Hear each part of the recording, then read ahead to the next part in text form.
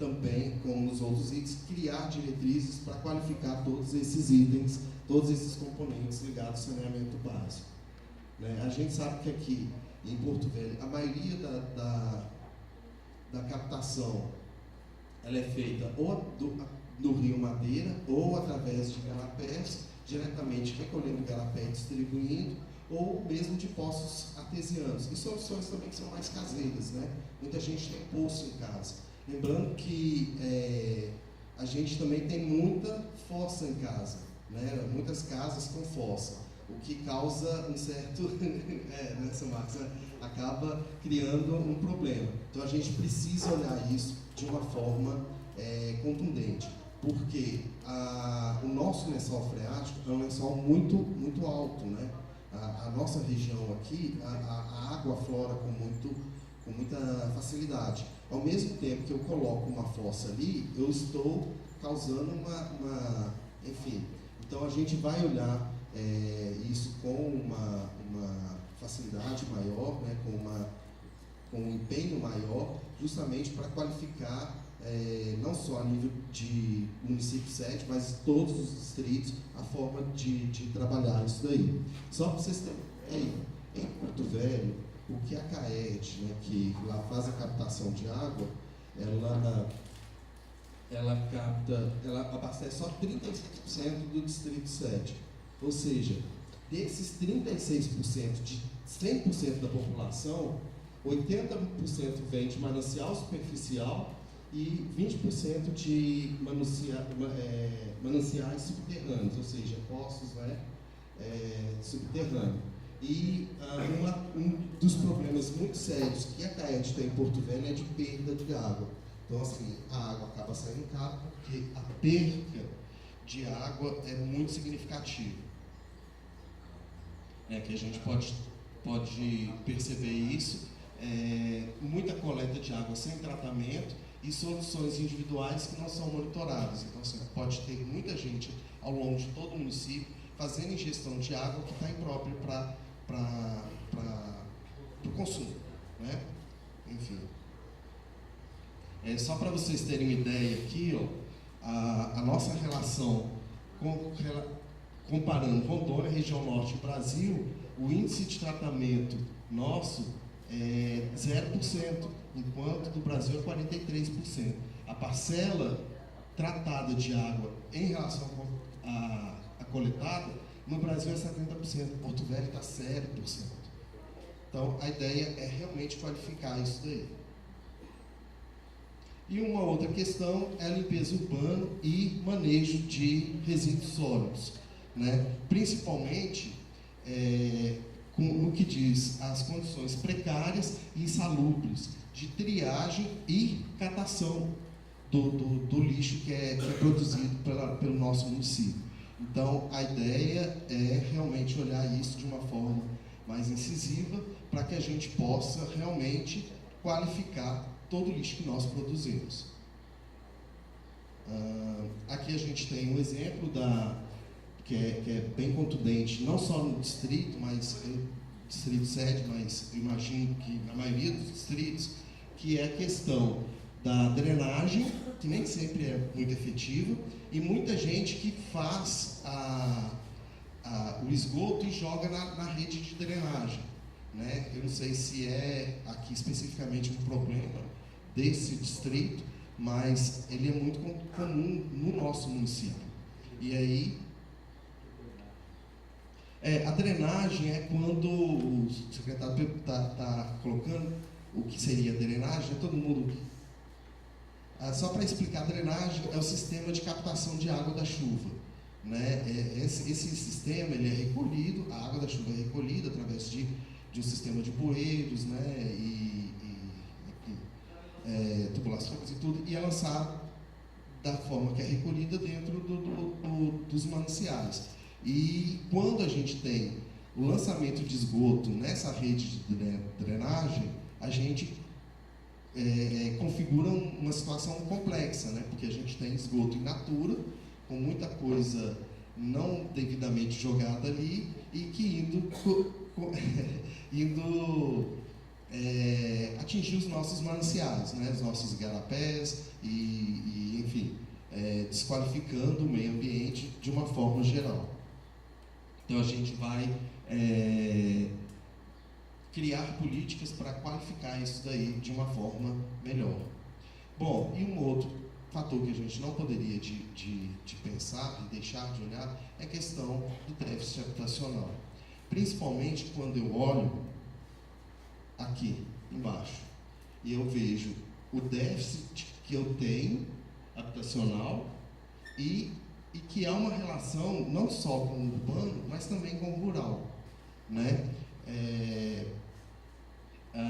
Então a gente quer olhar para isso de uma forma muito contundente, até porque a forma com que a gente tem recebido, né, Diogo, esses conjuntos habitacionais para dentro do nosso município, ou seja, da forma que eles têm sido inseridos dentro do município, nem sempre atende os distritos, né? E trazem problemas seríssimos para o nosso distrito, porque não distrito sede, porque são inseridos fora do perímetro urbano, são montados ou construídos sem nenhum tipo de estrutura que dê aporte a ele. Então tudo isso a gente vai olhar de uma forma e criar políticas, né, trazer políticas para que a gente possa qualificar isso de uma forma diferenciada do que tem sido praticado até hoje. Principalmente porque déficit habitacional a gente também tem nos distritos, né? Não só no município sede, que é quem hoje tem sido contemplado por isso.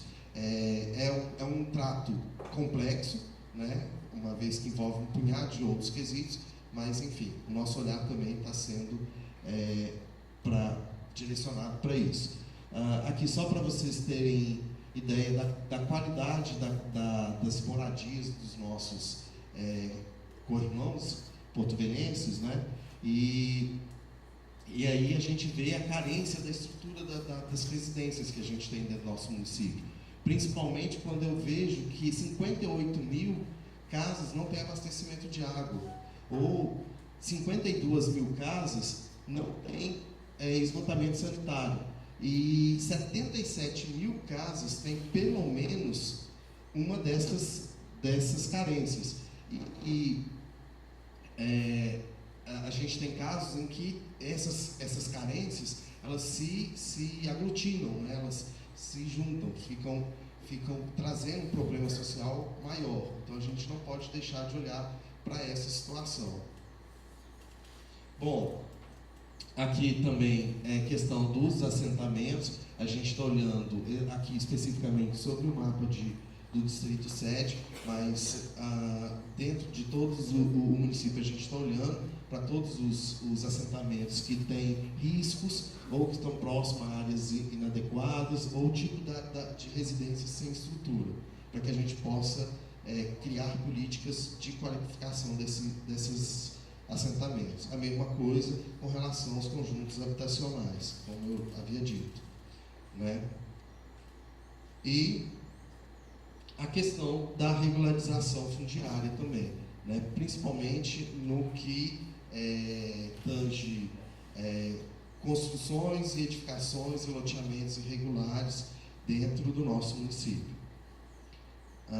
O município já tem um programa muito intenso, talvez depois vocês possam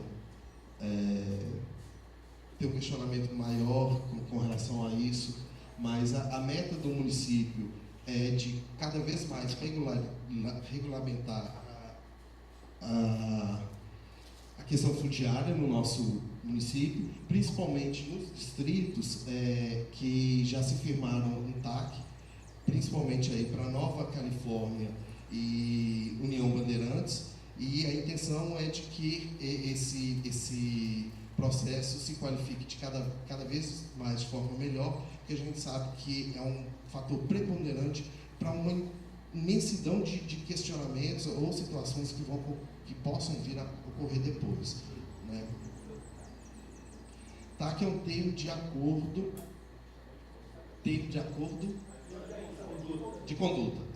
de ajustamento de conduta, que é feito entre o governo, né, e o Ministério Público, tá bom?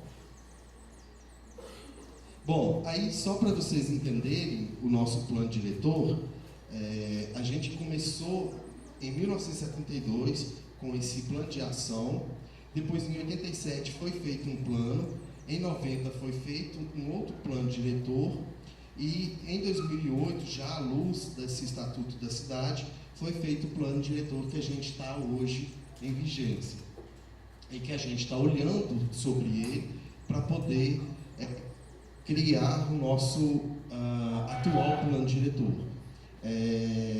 Aqui a gente tem um exemplo de como o plano diretor ele gerava questões e suposições para a reorganização do município sede, mas assim, a grande deficiência do plano diretor que a gente não quer cometer agora é justamente esse olhar para vocês distritos. A gente não tinha esse olhar contundente e diagnóstico contundente dos distritos e agora nós estamos fazendo esse trabalho justamente para poder captar isso daí. Como eu estava dizendo, o